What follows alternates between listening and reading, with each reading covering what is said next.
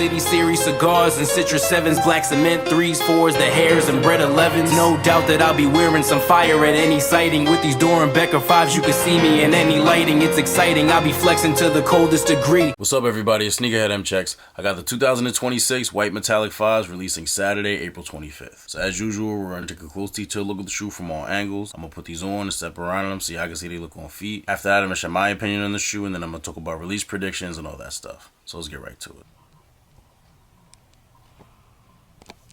Leather on these is good. It's nice and tumbled. All white, everything right here. Lace locks are gray and say Nike on them. Says Nike on the actual lock and then on the clear part as well. 3M on the tongue. So y'all know what that means. They'll have that reflective reaction if you take a picture of them with flash or a video. The blue tint on the translucent part right here is a lot more blue than it is on this part right here. This is actually pretty much clear. It might have a slight blue tint to it, but just look at how much more clear it is than this part. And then, you know, this part over here as well, the entire outsole. And here on the 23, they have the OG Fire Red 5s font that we've seen on a couple other releases, as opposed to the font that these originally had on the 2000 pair. So leave me a comment and let me know which font you like better on these. Do you prefer the OG Fire Red 5s font, or do you like the font that was originally on this white metallic pair? Let me know in the comments. These also come with an extra pair of round white laces. As we saw, these come with the normal flat laces, but the original pair from 2000 had laces like these. I feel like the flat laces in general probably look better in the 5s, but I like how they gave us the option of putting these in to give that nostalgic 2000s feeling, because I believe these and the 2000 Laneys were the only 5s to come with those laces. Nike Air on the back, which is a first time thing for this colorway. The previous two releases did have the black Jumpman back here. So leave me a comment and let me know what you prefer. Do you like the Nike Air, or do you think that they should have put the Jumpman on these? Inside is all white. I mean, it's more like a, I guess you could say like an off-white. It seems to have like almost like a light gray tint to it. But yeah, that's all throughout the inside. Insoles are white as well. And then they have the black Nike Air logo on them. Here's the outsole, blue tint. It says Nike right here. And the Jumpman towards the top.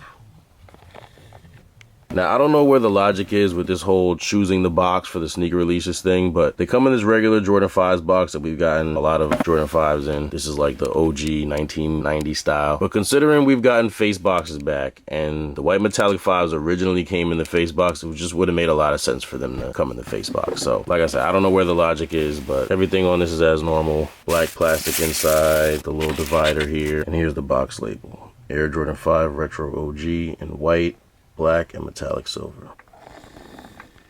Here's a quick all-around view of the shoe.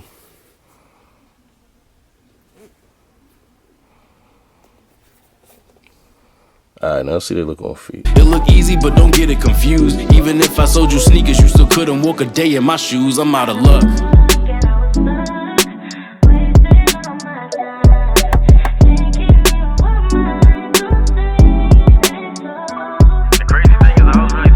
These are okay. Very clean looking shoe. Looks pretty good on feet, especially laced the right way with a good fit. I was never that into them personally, but it's a classic colorway. The nostalgia's there. Well, kinda. You know, y'all may have heard me say before, I'm not the biggest fan of all white shoes. I mean, I know they're not all white, but mostly white shoes like this, I really gotta like them, just knowing that they're gonna be hard to keep clean. One thing about them is at least the bottom part, I mean, you got the translucent part that'll get dirty too, but at least like this part around here, at least you got the black part around the toe, where it's like, nothing is worse than when you got a shoe where not only do you have to worry about the upper getting dirty, but then you also got like a white outsole. Like, that shit is mad annoying, because it's just like, besides worrying about people stepping on your shits and, you know, like I said, the upper getting dirty, you can't even wear them nowhere without worrying about how dirty the bottom's gonna get. And y'all know, like, when you walk in, like, the little dirt becoming here, that shit drives me crazy. It's like, you know you're gonna have to clean them. I mean, I like to clean my shoes after every wear, like, if there's any dirt on them, but like, you know, with a shoe like that, like, it's automatic. But enough about that. Back to these, because these don't have that. So as far as all white sneakers go, or mostly white sneakers go, these aren't as much of an inconvenience as some other pairs are. I had the original pair of these a long time ago. I didn't get them when they first came out. I was a little kid when they first came out, but when I was a little older, I'm trying to think of how I got them. It was either out of a trade, or I just got them for a really good price, because I remember not even really wanting them. Like, they weren't on my like list of shoes I was looking for. I remember somebody offering them to me, and I'm like,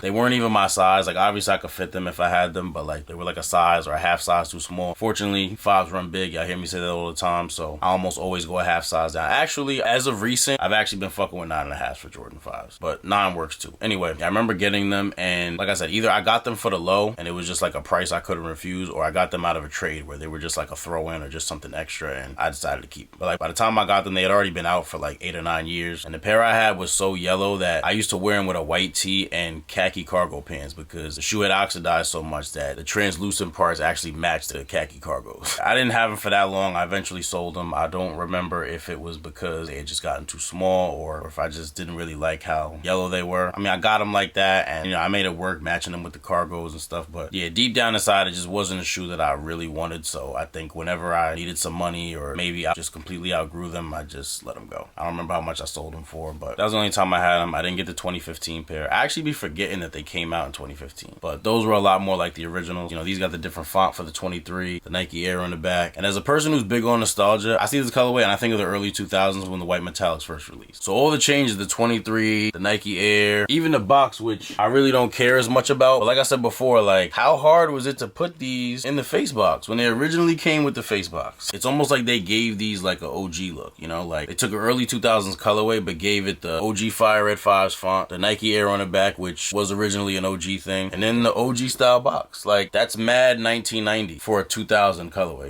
It's just throwing me off a little bit. You know what it's like? I know I like basketball. I feel like it's almost like looking at like a picture of NBA players from the 1990s. So you got like Michael Jordan, Charles Barkley, Clyde Drexler, Karl Malone, Dominique Wilkins, John Stockton, young Allen Iverson, young Kobe, and then you got like Kevin Durant in the picture. Like the shit just not gonna look right. You know what I mean? This is like Kevin Durant in a 1990s photo or Magic Johnson in a 2010 or 2020 photo of NBA players. You get what I'm saying? And there's nothing wrong with that. It's almost like they're clashing two eras of sneakers. But like I said, for me, a person who really loves the nostalgia, it's taking all that away from me. Now, I'm not saying the font that these have for the 23 and the Nike Air on the back don't look good. They actually do look nice on these, both of them. It's just, like I said, taking the nostalgia away. So I know that's a big personal thing. Not everybody, or I feel like most people aren't as heavy on nostalgia as I am. Some people aren't even gonna care about these changes, but leave me a comment and let me know how you feel about these. Do you plan on copping or not? And how you feel about the changes on these. Do you like them, or do you prefer they would have kept them more like the originals? And also, where do you rank these among the other releases? I personally would rank these last among the three, because I'll put the originals at number 1, and then I gotta put the 2015s number 2 because those resemble the originals a lot more than these do. The only thing these really got on the 2015 pair is I feel like the leather quality is better, but other than that, there's really nothing about these that I'd like better. If you like these and you plan on copping them, it should be a very easy cop. If you look at the market right now, they're pretty much at retail, and I'm sure that's about to drop now some more that they're gonna come out. So there's no reason for anybody to pay more than $215, which is retail for these. Like, don't even pay for shipping. If you get them online, and I forgot which one of these retailers be trying to throw in the little excluded from free shipping shit, but like, don't even do that. Like, get them off the sneakers app or somewhere that always gives free shipping, or better yet, if you have the patience to, just wait for them to go under retail, and you'll definitely be able to get these for shit 180 tops. I feel like these will easily go down to 160, 150. Y'all know how that goes. Just keep an eye on the market, exercise as much patience as you can on these, because this is a shoe where you'll definitely save money by doing so. And if this video was helpful or taught you anything, I really appreciate if you give it a thumbs up. And if you're interested in more early reviews like this or any other sneaker related content, please do us both a favor and subscribe to my channel if you haven't done so already. Once you're subscribed, make sure you tap that little bell icon where the subscribe button was and select all. That way when I put a new video out, you get notified and you won't miss out on anything. Thank you all for watching. Everybody, please stay safe and healthy out there, and I'll see you next time.